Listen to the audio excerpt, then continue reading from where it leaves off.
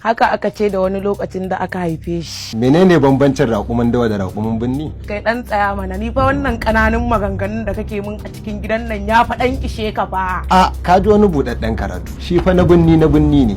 Shi kwa na daji dole sai kaga dabbanci a jikinsa.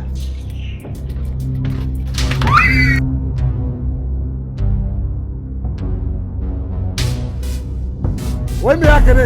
Wannan kanan naka ne ya sa ka baya kwarfe. Na ruwanka da ita. Ban gaya maka ba idan yarinyar nan za ta shigo gidan nan kar ka ƙara shiga cikin sabgarta. Ka fita daga harkar yarinyar nan ina gaya maka. Ka fita daga harkar yarinyar nan ina gaya ma. Da Allah malam ta shi ka fita da Allah. Ke kuma me kaki gidana?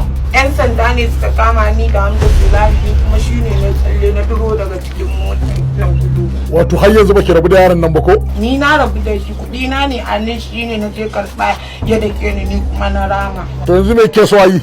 Na zo in gaya ma ka je ka karɓo shi kai ya je ya min sharri. To shikenan zan je in karɓo shi.